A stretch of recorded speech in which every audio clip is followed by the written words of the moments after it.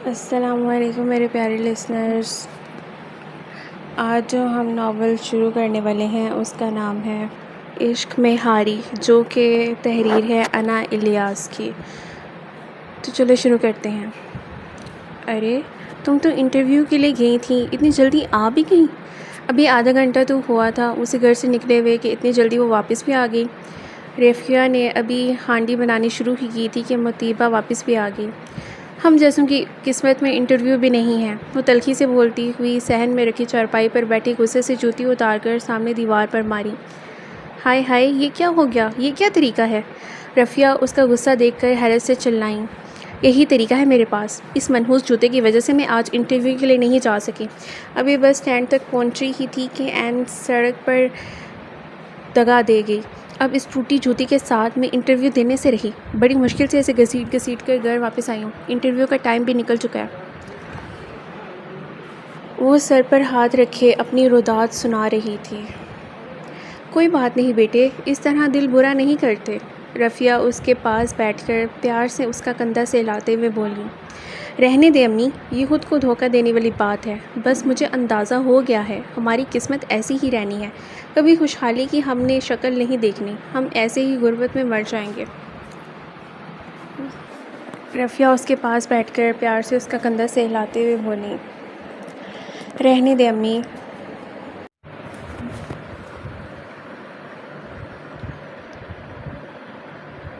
وہ مایوس کن لہجے میں بولی۔ بہت بری بات ہے بیٹا، میں تمہیں کتنی بار سمجھاؤں کہ ایسی کفر کی باتیں منہ سے نہیں نکالتے، اللہ ناراض ہوتا ہے۔ وہ ضد ہو کر بولی۔ امی، اللہ نے ہم سے ناراض ہی رہنا ہے؟ وہ مسلسل خود اذیتی سے بھرپور باتیں کر رہی تھی۔ مطیبہ، تجھ سے بات کرنے سے بہتر ہے بندہ خاموش ہی رہے، خود بھی ایسی باتیں کر کے گناہگار ہوتی ہے اور مجھے بھی آ کر کرتی ہے۔ بالآخر رفیہ اس کی باتوں سے گھبرا کر وہاں سے اٹھ گئی۔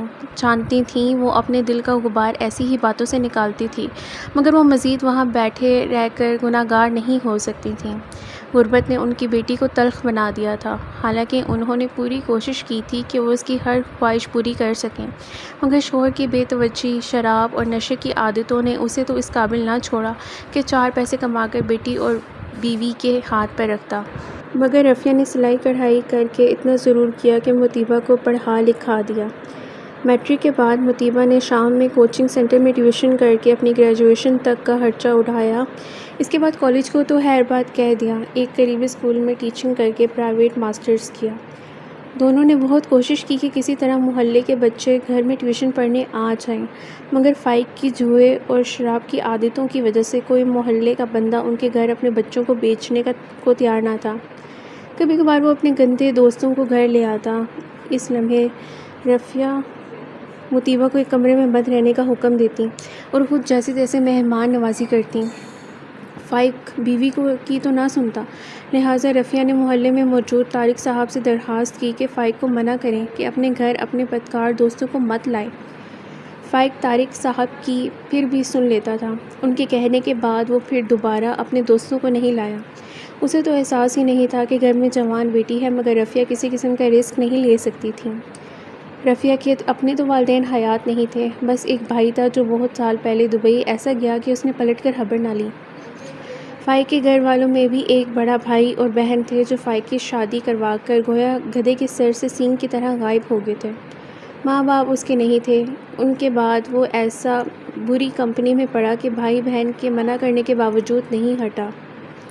انہوں نے شادی کروا کر گویا ذمہ داری پوری کی اور پھر بھائی کو اس کے حال پر چھوڑ کر چلے گئے۔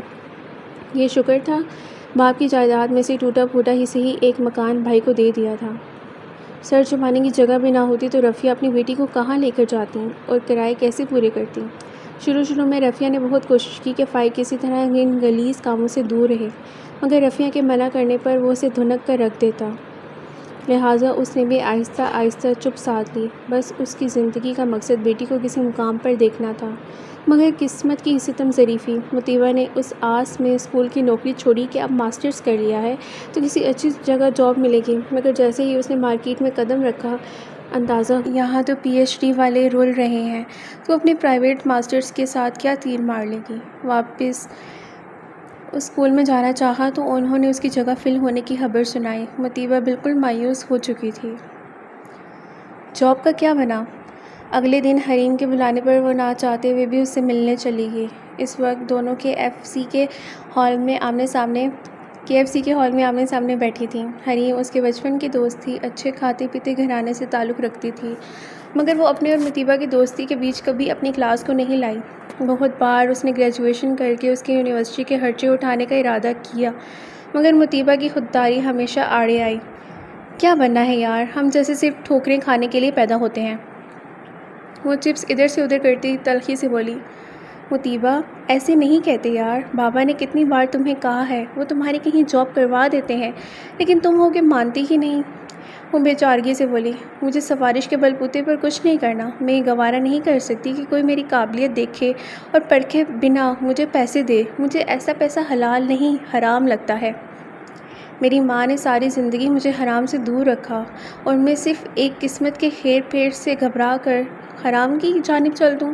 نہیں حریم، میں ایسا نہیں کر سکتی۔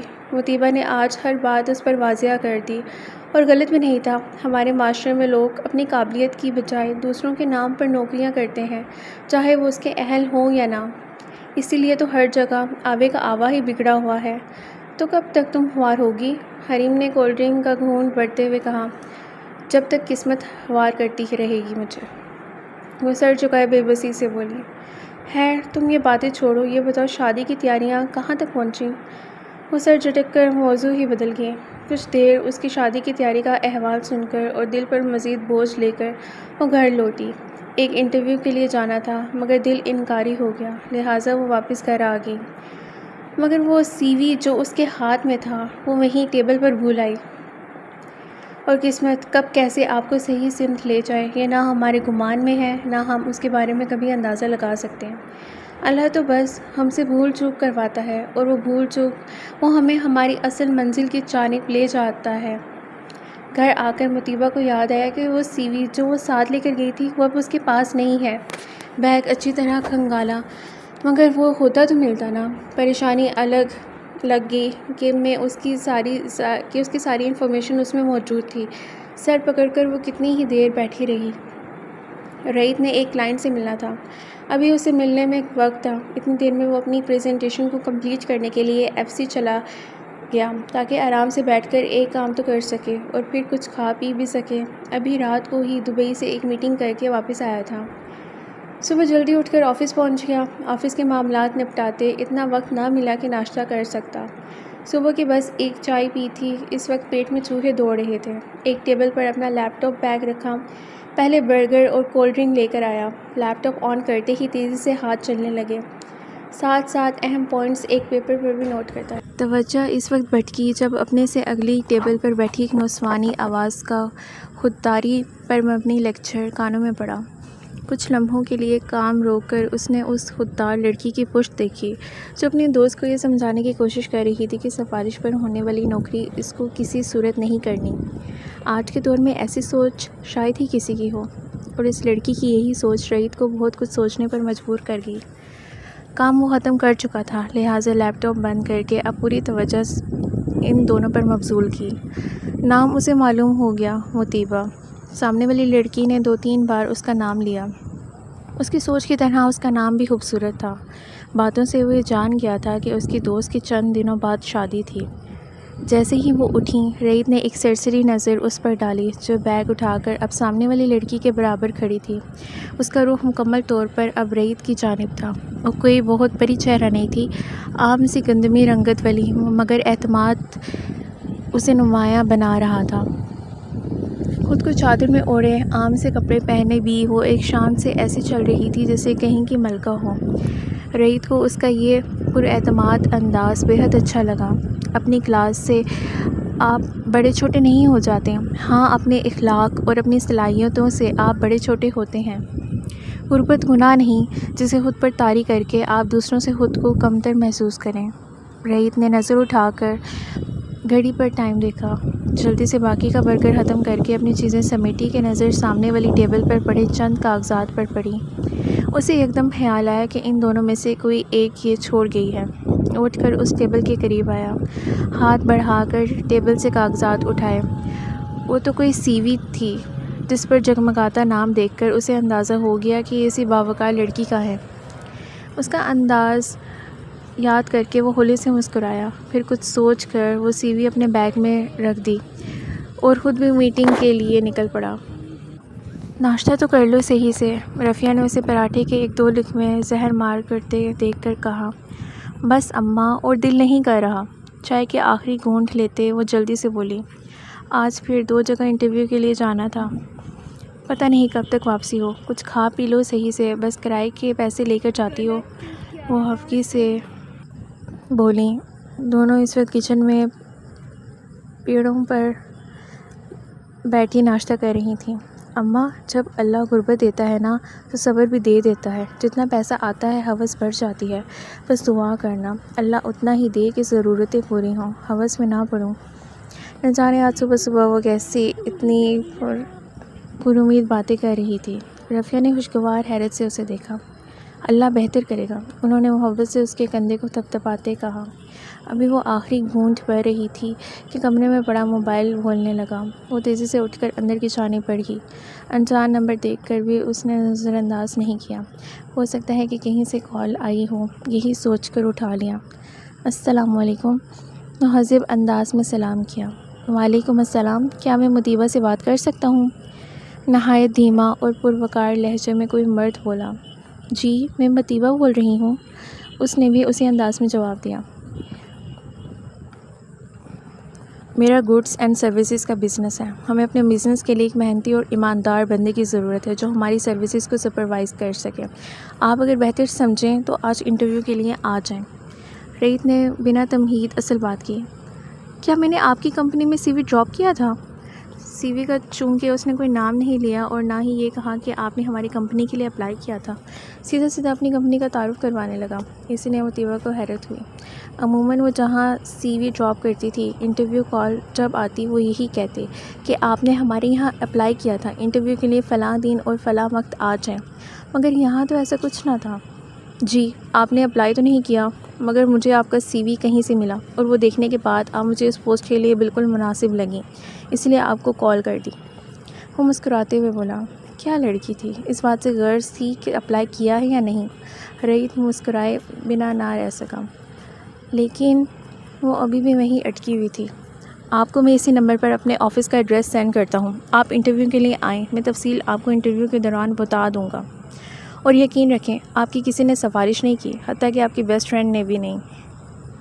مسکراہٹ روکتا وہ اسے مزید حیران کرتا فون بند کر چکا تھا۔ وہ کس بات کا حوالہ دے رہا تھا، وہ سمجھتے ہوئے بھی نہ سمجھ پائے۔ فون کان سے ہٹاتے وہ مہوسے میں تھی کہ یہ کون ہو سکتا ہے۔ اسی لمحے موبائل کی ٹون پھر سے بجی۔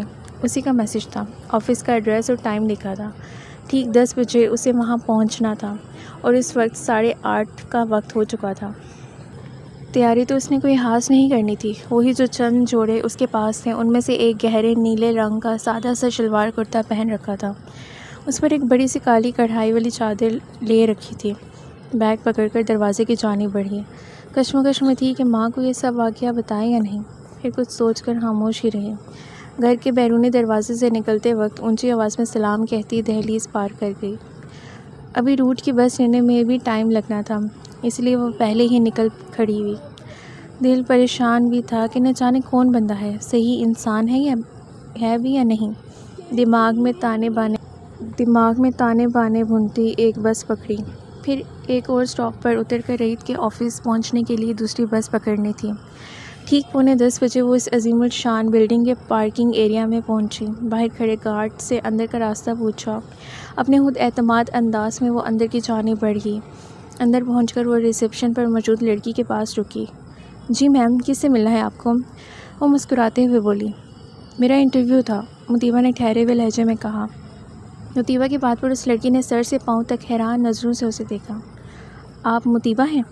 اسے جیسے ابھی بھی یقین نہ آیا۔ کچھ دیر پہلے ہی باس نے اسے بتایا تھا کہ کوئی مطیبہ نام کی لڑکی آئے گی انٹرویو کے لیے، اسے آفس بھیج دیجیے۔ اب تک تو اس نے یہاں فیشنیبل لڑکیاں ہی انٹرویو کے لیے آتے دیکھی تھیں، یہ دقیانوسی حلیے والی لڑکی دیکھ کر اس کا حیران ہونا بنتا تھا۔ مطیبہ نے کڑی نظروں سے اسے خود کو گھورتے دیکھا۔ اوکے، آپ ویٹ کریں۔ اس نے ایک جانب اسے بیٹھنے کا اشارہ کیا۔ مطیبہ اس جانب بڑھ گئی۔ ریسیپشنسٹ نے انٹرکام پر باس کو میسج کیا۔ جی سر، وہ آ گئی ہیں، اس نے دھیمی آواز میں کہا۔ Okay sir. سر ہلا کر اس نے فون بند کیا۔ آپ یہاں سے 3rd فلور پر جائیں گی تو آگے سے ایک کوریڈور ہے، اس کے اینڈ پر سر کا آفس ہے۔ اس نے شائستگی سے اسے گائیڈ کیا۔ تھینکس۔ مطیبہ اس کا شکریہ ادا کرتی سیڑھیوں کی جانب بڑھی۔ لفٹ بھی تھی مگر اس نے سیڑھیوں سے جانا مناسب سمجھا۔ کچھ ہی دیر بعد 3رے فلور پر پہنچ کر وہ اس کے آفس کے سامنے تھی۔ ناک کرنے سے پہلے اس نے اپنے دھڑکتے دل کو سنبھالا۔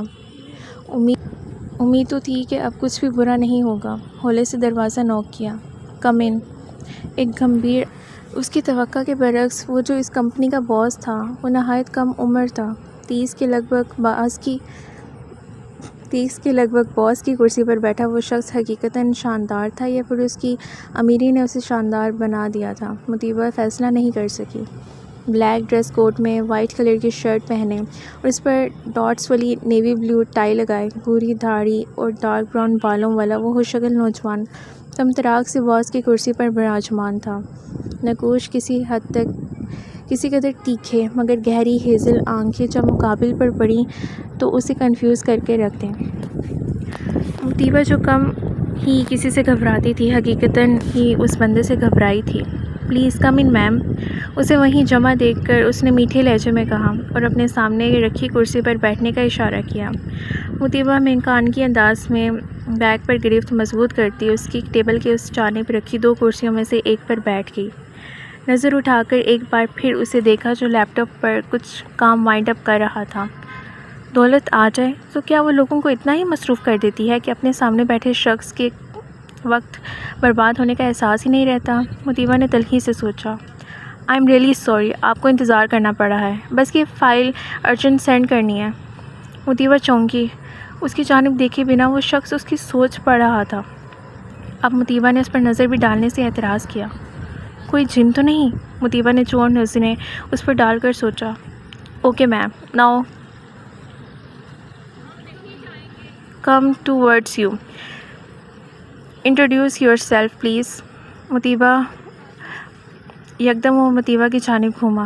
اب اس کا پورا رخ مطیبہ کی جانب تھا۔ مطیبہ نے اعتماد بحال کرتے اور اس کی نظروں میں دیکھنے سے اجتناب برتتے اپنا اکیڈیمک ریکارڈ بتانا شروع کیا۔ اس دوران ریت کی کھنچتی نظریں اس کے چہرے سے ایک پل کو بھی نہیں ہٹیں۔ شاید یہ سب وہ اس کا کانفیڈنس چیک کرنے کے لیے کر رہا تھا۔ مطیبہ کو ایسا ہی محسوس ہوا۔ اوکے میم، اگر آپ برا نہ منائیں تو ایک پرسنل کوسچن۔ اس نے مطیبہ سے اجازت مانگی۔ مطیبہ تو اس کے اخلاق پر حیران تھی اور کچھ دیر پہلے جو اس کے بارے میں مغرور ہونے کا سوچا تھا وہ سوچ اب دم توڑ چکی تھی۔ اس نے کئی جگہ انٹرویو دیے تھے مگر اتنی عزت سے کوئی بات نہیں کرتا تھا۔ یس پلیز سر، اس نے اجازت دی۔ آپ کی گریجویشن میں اتنے اچھے مارکس ہیں تو آپ نے ماسٹرز اکنامکس میں کیوں نہیں کیا اور ریگولر کیوں نہیں کیا جبکہ بی اے میں آپ کا میجر سبجیکٹ ہی اکنامکس ہے؟ اس کی سی وی جو ٹیبل کے ایک جانب رکھی تھی وہ اٹھا کر دیکھتے اس نے حیرت سے پوچھا، جس پر مطیبہ کی سب ڈیٹیل موجود تھی۔ اگر اتنے پیسے ہوتے کہ میں ریگولر کر سکتی تو جاب کے لیے دھکے نہ کھاتی، مطیبہ نے صاحب گوئی سے کہا، اور یہ سچائی ہی ریت کو اس میں کلک کی تھی۔ اب میں ایک کوشچن کر سکتی ہوں؟ مطیبہ کے دماغ میں جو بات کب سے کلبلا رہی تھی آخر وہ پوچھے بنا نہ رہ سکی کہ ریت کو اس کا سی وی کیسے ملا۔ اس کے سوالیہ انداز پر وہ مسکرایا، جیسے سمجھ گیا ہو وہ کیا پوچھنا چاہتی ہے۔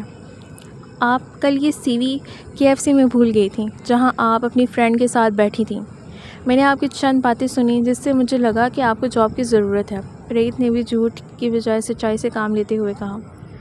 اوہ، تو آپ نے ہمدردی کی وجہ سے مجھے آج بلایا ہے؟ وہ یکدم بدگمان ہوئی۔ کیوں؟ آپ کیا اندھی ہیں، بہری ہیں یا اپاہج؟ وہ ریت سے اتنے عجیب سوال کی امید نہیں کر رہی تھی۔ کیا مطلب؟ الجھ کر پوچھا۔ میں آفس چلاتا ہوں، ٹرسٹ نہیں، ایک بات۔ وہ اس وقت خطرناک حد تک سنجیدہ ہو چکا تھا۔ کچھ دیر پہلے والی مسکراہٹ جس نے اس کے چہرے کا احاطہ کیا ہوا تھا اب مفقود تھی۔ اور دوسری بات، آپ میں بہت سی صلاحیتیں ہیں جن کا آپ کو خود اندازہ نہیں۔ غربت میں رہنے والوں کا کانفیڈنس کبھی اتنا اچھا نہیں ہوتا کیونکہ وہ احساس کمتری کی وجہ سے کسی کے ساتھ اعتماد سے بات کرنے کے قابل نہیں ہوتے، اور آپ نے جس کانفیڈنس سے یہاں بیٹھ کر اپنا انٹروڈکشن دیا ہے وہ قابل تحسین ہے۔ انگلی اٹھا کر اس کی جانب اشارہ کرتا اسے سراہ رہا تھا۔ یہ اپنی نوعیت کا عجیب انٹرویو تھا جو آج مطیبہ دے رہی تھی۔ تیسری اور سب سے اہم بات، مجھے ایک ایسے بندے کی ضرورت تھی جو میری سروسز کو نہایت ایمانداری سے دیکھے، اور آپ کی کل کی گفتگو کے بعد مجھے لگا کہ آپ سے بہترین آپشن میرے پاس نہیں۔ جو شخص نوکری اس لیے نہ کرے کہ اس میں سفارش کی آمیزش ہو، میرے نزدیک اس سے بڑی ایمانداری اور کوئی نہیں۔ پیپر ویٹ کو گھماتا چیئر کے ساتھ ٹیک لگائے وہ مطیبہ کو ہر زاویے سے جانچ رہا تھا۔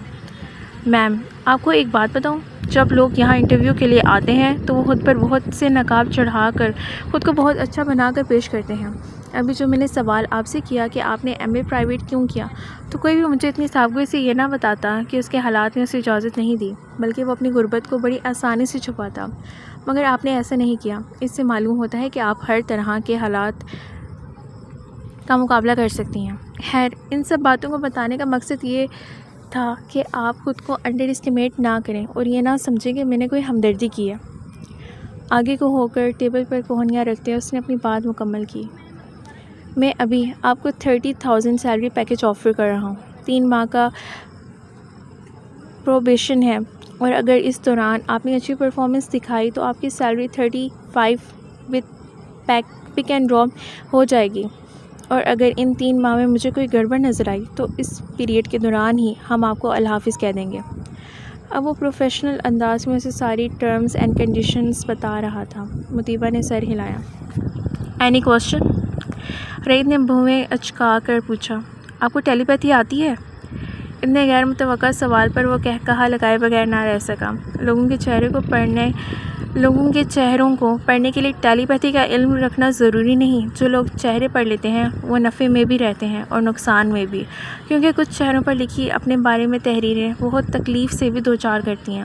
خیر، تجربات انسان کو بہت کچھ سکھا دیتے ہیں۔ آپ بھی جلد سیکھ جائیں گی۔ بیسٹ آف لک۔ کل سے آپ ہمیں جوائن کریں گی۔ اپنا اپوائنٹمنٹ لیٹر آپ باہر سے لاسٹ ٹیبل پر بیٹھے جواد صاحب سے لے سکتی ہیں۔ Have a good day. اپنی بات ختم کر کے اس نے پھر سے لیپ ٹاپ اٹھا لیا۔ تھینک یو سر، وہ اپنی سیٹ سے اٹھتے ہوئے بولی۔ کہاں امید تھی کہ جاب بھی آج ہی مل جائے گی، اور وہ بھی اتنے اچھے پیکیج کے ساتھ۔ ریت کے آفس سے نکل کر اس نے جواد سے اپوائنٹمنٹ لیٹر لیا اور اس شاندار آفس سے باہر آ گئی۔ گھر آنے تک وہ ریت کی باتوں کے حصار میں تھی۔ کتنا عجیب شخص ہے، خشک اور مہربان، دونوں روپ ایک ساتھ۔ رات میں وہ اگلے دن کی تیاری کر رہی تھی کہ رفیہ اس کے پاس آئیں۔ میری بات سن، ابھی تیرا باپ پوچھے تو اسے اپنے پیسے نہ بتانا، میں خود ہی کچھ کہہ کر ٹال دوں گی، مگر فی الحال یہ بات اس پر نہ کھلے تو بہتر ہے۔ وہ فرش پر کپڑا رکھے پاس موجود سوئچ میں استری کا پلگ لگائے کپڑے استری کرنے میں مصروف تھی۔ جی اماں، وہ بس مختصر سا ہی جواب دے سکی۔ میں کہتی تھی نا مطیبہ، قسمت سے خفا نہیں ہوتے، دیکھ اللہ نے ہماری بازو پکڑ ہی لی۔ وہ ہاتھ اوپر کی جانب اٹھا کر بولی۔ خوشی ان کے ہر انداز سے ظاہر ہو رہی تھی۔ اماں، جیسے ہی میری پہلی پے آئے گی نا، آپ نے یہ سلائی کڑھائی بند کر دینی ہے۔ پلگ نکالتے ہوئے وہ انہیں تنبیہ کرنا نہیں بھولی۔ اچھا، تو رہنے دے، میں ان پیسوں سے تیرے جہیز کا۔ اوفو اماں، میں نے کبھی کوئی شادی وادی نہیں کرنی، یہ بات آپ بھول جائیں۔ ضروری نہیں ہوتا کہ بیٹے ہی ماں باپ کے ساتھ رہیں، بیٹیاں بھی رہ سکتی ہیں، اسی لیے آپ شادی والی بات اپنے ذہن سے نکال دیں۔ ابھی مجھے بہت آگے تک جانا ہے۔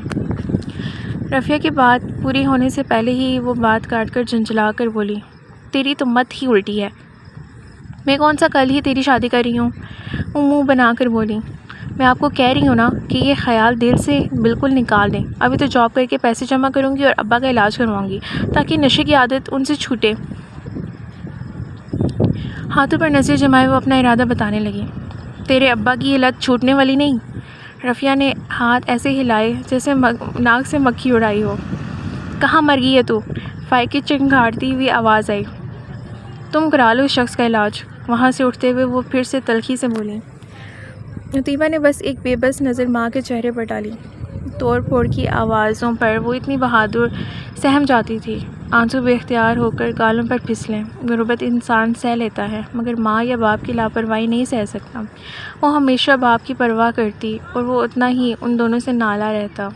اس کے نشے کی وجہ سے رفیہ مطیبہ کو باپ کے پاس زیادہ جانے نہیں دیتی تھی۔ وہ تو فائق کی نشے کی حالت میں مار سہ لیتی تھی مگر اولاد کو پٹتا وہ نہیں دیکھ سکتی تھی۔ اسی لیے وہ جب وہ جنونی ہوا ہوتا وہ مطیبہ کو فائق کے قریب بھی پھٹکنے نہیں دیتی تھیں اور نارمل حالت میں وہ کم ہی ہوتا تھا۔ گھر پر جب بھی آتا بس توڑ پھوڑ کرتا اور مغلظات بکتا۔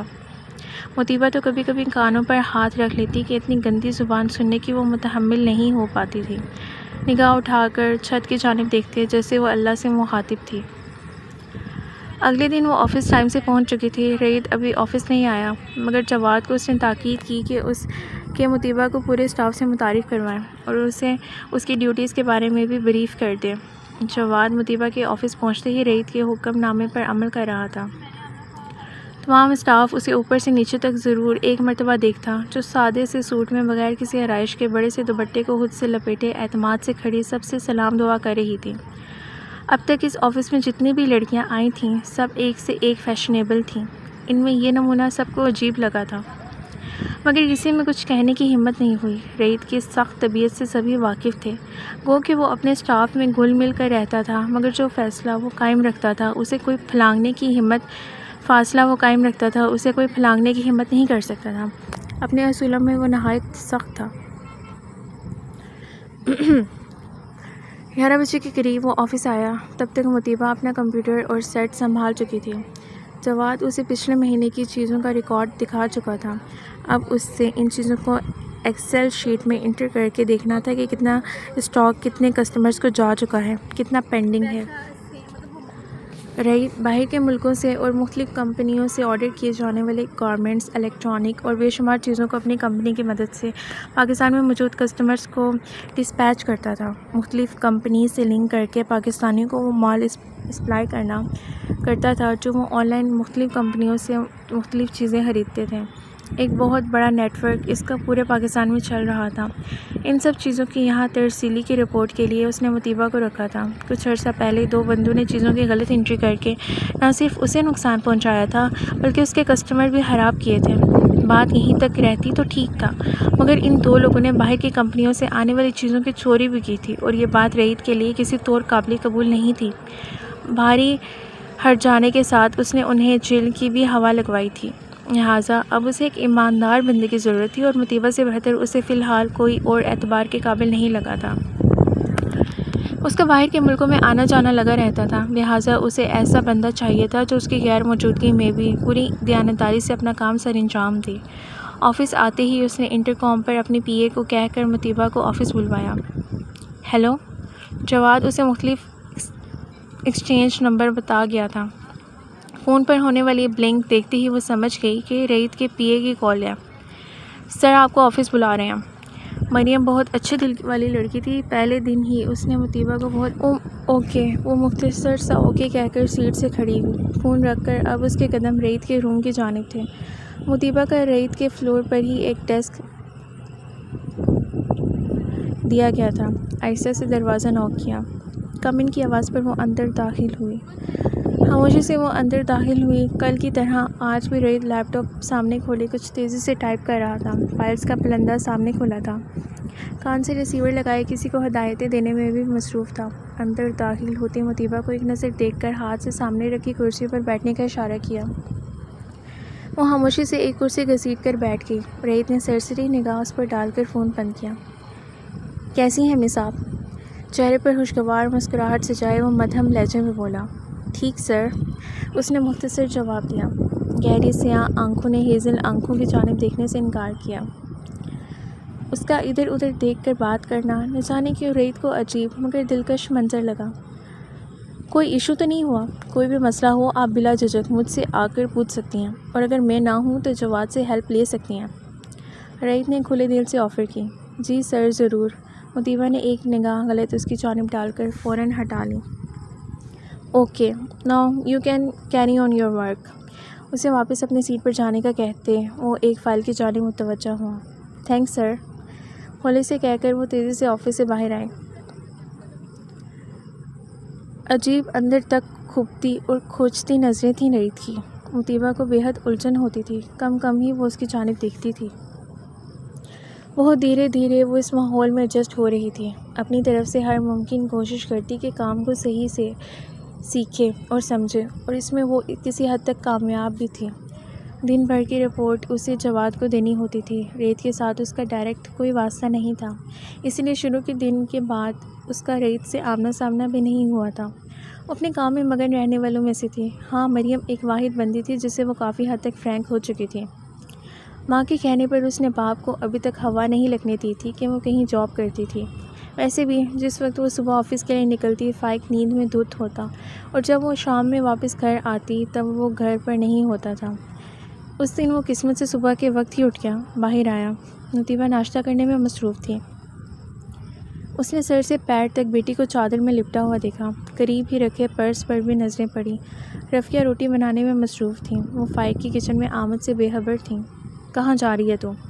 وہ یکدم مطیبہ پر گھرایا جو قدموں کی آہٹ پر گردن موڑے باپ کو کچن کے دروازے پر استیدا دیکھ چکی تھی۔ لال انگارہ آنکھیں مطیبہ پر جمائے وہ اسے مشکوک نظروں سے دیکھ رہا تھا۔ مطیبہ نے نظر اٹھا کر ماں کو دیکھا۔ ایک اسکول میں جاب لگی ہے اس کی۔ رفیہ نے گردن موڑ کر شوہر کو ایک نظر دیکھا اور بات سنبھالی۔ کون سے اسکول؟ جاب کا سن کر فائق کے رال ٹپکنے لگے۔ ہے کوئی؟ تجھے سے کیا؟ چل بیٹا تو جا جلدی۔ رفیہ نے اسے منظر سے ہٹانا چاہا۔ ارے بات تو کرنے دے دو گھڑی اپنی بیٹی سے۔ وہ پینترا بدل گیا۔ جاب کا سنتے ہی پیسے اس کی آنکھوں کے سامنے ناچنے لگے۔ اس کا اپنا کاروبار نہیں کہ جب مرضی جائے، چند ہزار کی نوکری کر رہی ہے، ٹائم کی پابندی کرنی پڑتی ہے۔ رفیہ نے اس کا دھیان اپنی باتوں کی جانب لگایا۔ مطیبہ کی بھوک پیاس باپ کے پاس سے آتی شراب کی بدبو سے ختم کر دی تھی۔ تیزی سے وہ اٹھی۔ کتنے پہ رکھا ہے تجھے؟ فائق دروازے سے ہٹنے کو تیار نہیں تھا۔ ابا وہ باپ کے سوال پر وہ گڑبڑا گئی۔ جتنے پر بھی رکھا ہے، تیری عیاشی کے لیے میں اس کا ایک پیسہ برباد نہیں کر سکتی۔ رفیہ غصے سے اٹھ کر ان کی جانب آئیں۔ ہٹ آگے سے۔ غصے سے فائق کو ہٹایا۔ تو اولاد نے ماں باپ کو نہیں دینا تو اور کس کو دینا ہے؟ یا کوئی عاشق پال رکھے ہیں؟ فائق کے منہ سے مغلظات جاری ہو چکی تھیں۔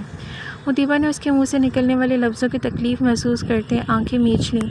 کیا کوئی باپ اپنی بیٹی پر ایسے الزام لگا سکتا ہے؟ مگر وہ باپ بنا ہی کب تھا جو اس رشتے کے تقاضے اور اہمیت محسوس کرتا؟ میں کہہ رہی ہوں اپنی بکواس بند کر لے۔ شرم نہیں آتی بیٹی کو ایسی گھٹیا بات کہتے ہیں؟ رفیہ نے افسوس سے اسے دیکھ کر وارننگ دی۔ ہاں تو پیسہ کہاں لے کر جانا ہے اس نے؟ دونوں کا محاذ شروع ہو چکا تھا۔ مطیبہ خاموشی سے گھر سے نکل آئیں۔ تمام دن ذہن منتشر رہا۔ حالانکہ اس دن اس نے 2 دن کی چھٹی لینی تھی کیونکہ حریم کی شادی آ رہی تھی اور وہ چاہتی تھی کہ مطیبہ اس کے ہر فنکشن میں نہ صرف اس کے ساتھ ہو بلکہ مہندی اور بارات میں وہ اس کے گھر پر بھی ہو۔ صبح کی ہونے والی ٹینشن کے باعث وہ بامشکل اپنا کام کر پا رہی تھی۔ لنچ ٹائم کے دوران حریم کا فون آ گیا۔ تم نے بات کی ہے اپنے باس سے چھٹی کی؟ حریم نے چھوٹتے ہی پوچھا۔ اوہ یار بھول گئی۔ وہ سر پر ہاتھ رکھ کر بولی۔ میری شادی کا دن بھی بھول جانا، وہ دب کر بولی۔ ارے نہیں یار، بس صبح صبح ابا اور اماں کی لڑائی ہو گئی، اسی لیے پریشان تھی۔ مطیبہ نے ادھر ادھر دیکھ کر اسے اصل مسئلہ بتایا۔ کیوں، کیا ہوا؟ وہ یکدم پریشان ہو گئی۔ مطیبہ اس وقت آفس کی کیفیٹیریا میں تھی۔ کچھ اور کولیگ تھے مگر وہ کافی فاصلے پر بیٹھے تھے۔ اس نے صبح کی تمام روتات اسے کہہ سنائیں۔ یار حد ہے ویسے۔ حریم افسوس کے سوا اور کر بھی کیا سکتی تھی؟ بس یار، خیر میں ابھی لنچ کے بعد سر سے بات کرتی ہوں۔ اس نے حریم کو تسلی دلائی۔ ٹھیک ہے۔ فون بند کرتے ہی مطیبہ نے گھڑی پر وقت دیکھا۔ لنچ بریک ختم ہو چکی تھی۔ وہ اپنے کیبن کی جانب آنے کے بجائے مریم کے پاس آئی۔ کیا ہوا؟ مریم اسے اپنی ٹیبل کے پاس رکتے دیکھ کر سوالیہ انداز میں بولی۔ یار مجھے چھٹی چاہیے 2 دن کی۔ اس نے اپنا مسئلہ بتایا۔ ہاں تو سر سے بات کر لو۔ مریم نے اسے مزے سے مشورہ دیا۔ سر کچھ کہیں گے تو نہیں؟ انگلیاں مروڑ کے بولی۔ ارے نہیں بے وقوف، انہوں نے کیا کہنا ہے؟ تم اپنے زیادہ تر آرڈرز ان دنوں وائنڈ اپ کر جاؤ اور جو باقی کے آئیں گے وہ سر جواب دیکھ لیں گے۔ مریم کی بات پر اس نے ہولے سے سر ہلایا۔ مگر 5 بجے تک کچھ نہ کچھ آرڈرز رہ جاتے ہیں۔ اس نے ایک اور مشورہ پیش کیا۔ تو میری جان لیٹ سیٹنگز کر لو نا۔ مریم نے مسکراتے ہوئے اسے مشورہ دیا۔ ہاں یہ ٹھیک ہے۔ مریم کی بات دل کو لگی۔ چلو جاؤ اب۔ مریم نے اسے اندر جانے کی طرف اشارہ کیا۔ وہ عموماً لوگوں سے گھبراتی نہیں تھی لیکن نہ جانے کیوں انٹرویو کے بعد سے اسے ریت سے عجیب طرح کی جھجک محسوس ہوتی تھی۔ اس کے دیکھنے کا انداز تھا یا کچھ اور، وہ گھبرا جاتی تھی، اسی لیے اس کی کوشش ہوتی تھی کہ کم سے کم اس سے سامنا ہو۔ دروازہ نوک کر کے رعیت کی اجازت ملتے ہی وہ اندر داخل ہوئی، جو سینڈوچ کھانے میں مصروف تھا۔ اوہ سوری سر، آپ پلیز لنچ کریں، میں ٹھہر کر آ جاؤں گی۔ اسے کھاتا دیکھ کر وہ ایک دم شرمندہ ہوئی۔ اس بات پر حیران بھی ہوئی کہ اپنے کھانے کی پرواہ کیے بغیر وہ آفس کے لوگوں کا کتنا خیال رکھتا ہے۔ اٹس اوکے، آپ پلیز آ جائیں۔ آپ کے ساتھ شاید پہلی بار ہے، مگر میں اگر کھانے میں بھی بزی ہوں تو اپنے ورکرز کو مؤہل ہونے کی پوری اجازت دیتا ہوں۔ سینڈوچ سامنے پڑی پلیٹ میں رکھتے ہوئے وہ مسکراتے لہجے میں بولا۔ خیر آپ بتائیں۔ اس کی شرمندگی دور کرنے کو اس نے بات بدل دی۔ وہ سر، مجھے 2 دن کی چھٹی چاہیے، میں لیٹ سیٹنگز کر کے جو آرڈرز آئے ہیں انہیں مکمل کر لوں گی۔ اپنا مسئلہ بتاتے اس نے جلدی سے حل بھی بیان کیا۔ رعیت اس کی جلدی پر چونکا بھی، پھر مسکرایا۔ چھٹی چاہیے، کس لیے؟ مسکراہٹ روکتے سنجیدہ ہوا۔ سر، وہ میری فرینڈ کی شادی ہے، وہ جو اس دن میرے ساتھ تھی۔ مطیبہ نے اسے یاد دلایا۔ تو وہ کیا کسی اور شہر میں رہتی ہیں؟ رعیت نے سوال کیا۔ نہیں سر، مگر مجھے اس کے گھر رہنا ہے، اور پھر آپ کو پتہ ہے نا کہ شادی کے ہنگاموں میں دیر سویر ہو جاتی ہے، آفس نہ آ سکی تو یہ بات زیادہ غلط ہوگی، اس لیے چھٹی مانگ رہی ہوں۔ وہ کھڑے کھڑے یہ سب بتا رہی تھی۔ ٹھیک ہے، آپ جواد کو انفارم کر دیں۔ رعیت آسانی سے مان گیا۔ Thank you sir. صبح والی پریشانی کافی حد تک ختم بھی ہو گئی تھی اور چھٹی ملنے کی خوشی میں وہ بھول بھی چکی تھی۔ نو پرابلم، رعیت کے کہتے ہی وہ آفس سے باہر نکلی۔ حریم کو فون ملا کر چھٹی کو بتایا۔ شام کے بعد اب رات اپنے پر پھیلا چکی تھی۔ رعیت نے لیپ ٹاپ بند کر کے تھکی ہوئی گردن کو دائیں بائیں جھلا کر خود کو ریلیکس کرنا چاہا۔ چیزیں سمیٹ کر وہ اپنی سیٹ سے کھڑا ہوا۔ اسے معلوم تھا سب ورکرز جا چکے ہوں گے، روزانہ وہ سب کے جانے کے بعد جاتا تھا۔ بابا دبئی میں تھے، یہاں وہ اکیلا تھا، اس لیے گھر پر کسی کے انتظار والا کوئی معاملہ نہیں تھا، نہ اسے جلدی جانے کی ٹینشن ہوتی تھی۔ لیپ ٹاپ بیگ میں رکھ کر وہ کمرے سے باہر نکل آیا۔ چلتے چلتے اس کے کان کھڑے ہوئے، سیدھے ہاتھ پر بنے کیبن سے ٹائپنگ کی آواز آئی۔ وہ حیران ہوتا کیبن کے پاس آیا۔ مطیبہ کام میں مصروف نظر آئی۔ رعیت حیران ہوا، یہ اس وقت کیا کر رہی ہے؟ آگے بڑھ کر اس کے کیبن کی دیوار پر نوک کیا۔ مطیبہ دائیں جانب مڑ کر کام کرنے میں منہمک تھی۔ چاروں جانب خاموشی تھی، اسے پتہ نہیں تھا کہ رعیت ابھی تک نہیں گیا۔ نوک کی آواز پر نہ صرف وہ بری طرح ڈری بلکہ چیخ مار کر کرسی سے کھڑی بھی ہو گئی۔ رعیت اس سے اتنے شدید رد عمل کی توقع نہیں کر رہا تھا۔ منہ کسے آ گیا۔ سر آپ؟ دل پر ہاتھ رکھے دل کی بے ترتیب دھڑکنوں کو ہموار کرنے کی صحیح کرنے لگی۔ آئی ایم سوری، مجھے نہیں پتا تھا کہ مجھ سے کوئی یوں ڈر بھی سکتا ہے۔ کھسیاہٹ کی جگہ اب شریر سی مسکراہٹ نے لے لی تھی۔ اس کی آنکھوں میں چھپی شرارت کو نظر انداز کرتے مطیبہ نظریں پھیر کی۔ ویسے آپ آج اتنی دیر تک یہاں کیوں بیٹھی ہیں؟ رعیت نے بات بدلتے اس کے اب تک آفس میں موجودگی کی وجہ پوچھی۔ سر آپ سے کل چھٹی لی تھی نا، تو اب جو آرڈرز ہیں انہیں مکمل کر کے جاؤں گی۔ مطیبہ نے نظریں لیپ ٹاپ کی جانب پڑھتے اسے جواب دیا۔ مائی گاڈ، آپ اس وجہ سے اتنی دیر تک یہاں بیٹھی ہیں؟ رعیت اس کے جواب پر ششدر رہ گیا۔ وہ تو سمجھا تھا کہ وہ صرف چھٹی کی خوشی میں یہ بات کہہ رہی ہے۔ آپ کو بتایا تو تھا۔ وہ اس کی حیرانگی پر حیران ہوئی۔ 2 دن کی چھٹی سے کوئی اتنا بڑا مسئلہ نہیں ہو جاتا، مگر آپ کا یوں یہاں اتنی دیر بیٹھنا ٹھیک نہیں ہے۔ آپ کو رپورٹ فائنلائز کرنی تھی تو آپ لیپ ٹاپ گھر لے جاتی۔ کل آپ بالکل بھی اتنی دیر تک یہاں نہیں رہیں گی۔ چیزیں پیک کریں، میں آپ کو ڈراپ کر دیتا ہوں۔ اسے تنبیہ کرتے کرتے وہ ہتھیلی پر سرسوں جمانے والے انداز میں بولا۔ لیکن سر آپ بھی تو اتنی دیر تک یہاں ہیں نا؟ وہ الجھ کر اس سے جرح کرنے لگی۔ مرد کے دیر تک باہر رہنے اور عورت کے دیر تک باہر رہنے میں فرق ہوتا ہے۔ آپ بس چیزیں سمیٹیں۔ اسے چیزوں کی جانب متوجہ کرتے وہ قطعیت بھرے لہجے میں بولا۔ مطیبہ نے خاموشی سے سب سمیٹا، لیپ ٹاپ اور ہینڈ بیگ اٹھایا۔ سر میں چلی جاؤں گی۔ مطیبہ نے اسے وہیں جمے دیکھ کر کہا۔ نہیں، اتنی رات میں آپ اکیلی نہیں جائیں گی۔ رات کے بڑھتے سائے دیکھ کر وہ سنجیدگی سے بولا۔ مطیبہ تذبذب کا شکار تھی۔ سر آپ کو آؤٹ آف دا وے پڑے گا، وہ لاچار انداز اپنا کر بولی۔ وہ میرا مسئلہ ہے، میرے آفس میں کام کرنے والے ورکرز میری ذمہ داری ہیں، اور اگر کوئی میرے آفس کی وجہ سے یہاں رک رہا ہے تو اس کا خیال رکھنا میری ذمہ داری ہے۔ آپ نے میرے لیے کام کیا، میں اس کا بدلہ چکا رہا ہوں، آپ پر کوئی احسان نہیں کرا۔ اس کی خوددار طبیعت کے باعث وہ آخری جملے کہہ کر آگے بڑھ گیا تھا، اس یقین کے ساتھ کہ وہ اس کے پیچھے آئے گی، اور وہی ہوا۔ وہ خاموشی سے چل پڑی۔ صحیح تو کہا تھا اس نے، کام کے عوض ہی وہ اسے یہ ڈراپ دے رہا تھا، ورنہ اسے اپنے ورکر سے کیا سروکار۔ مطیبہ خاموشی سے اس کے ساتھ لفٹ اور پھر پارکنگ میں موجود اس کی گاڑی میں بیٹھ چکی تھی۔ اگر آپ پیچھے بیٹھنا چاہیں تو مجھے کوئی اعتراض نہیں۔ رعیت نے ایک بار پھر اس کے چہرے پر رقم تحریر پڑھ لی تھی۔ وہ شکریہ کہتی پیچھے بیٹھ گئی۔ رعیت نے مطیبہ کی جانب کا دروازہ بند ہوتے ساتھ ہی گاڑی سٹارٹ کر کے مین روڈ پر دوڑانی شروع کر دی۔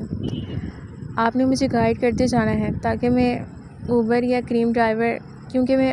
کریم ڈرائیور نہیں ہوں، اور نہ ہی آپ نے کوئی لوکیشن میرے موبائل میں بھیجی ہے۔ چند منٹ اسے خاموش دیکھ کر رعیت کو احساس دلانا پڑا کہ وہ اس کے گھر کے راستوں سے ناواقف ہے۔ اوہ سوری سر، یہ سامنے والے چوک سے آپ سیدھا ہاتھ موڑ لیجیے گا۔ مطیبہ کو واقعی ذہن میں نہیں رہا تھا کہ رعیت تو اس کے گھر کے راستوں سے انجان ہے۔ وہ اپنی ہی سوچوں میں غلطاں تھی کہ اہم بات اس کے ذہن سے نکل چکی تھی۔ It's okay. رعیت نے اسے شرمندہ ہونے سے بچایا۔ آپ کے فادر کیا کرتے ہیں؟ رعیت نے گاڑی اس کی مطلوبہ سمت میں موڑتے ہوئے کہا۔ کچھ نہیں۔ رعیت کے سوال پر ایک تاریک سا سایہ اس کے چہرے پر لہرایا۔ جن بیٹیوں کے باپ کچھ کرتے ہوں انہیں یوں در در کی ٹھوکریں نہیں کھانی پڑتی۔ اس نے دل میں سوچا، مگر اس کی سوچ سے محسوس ہونے والی تکلیف رعیت نے بیک ویو مرر سے جھانکتے اس کے چہرے پر بآسانی پڑھ لی تھی۔ اس کے بعد رعیت نے اس سے کوئی سوال نہ کیا۔ گھر کے قریب گاڑی پہنچ چکی تھی، مگر گلی اتنی تنگ تھی کہ رعیت کی گاڑی اس میں داخل نہیں ہو سکتی تھی۔ سر آپ بس مجھے یہیں اتار دیں، یہ الٹے ہاتھ پر گلی ہے، آپ کی گاڑی اس میں نہیں جائے گی، اس نے صاف گوئی سے کہا۔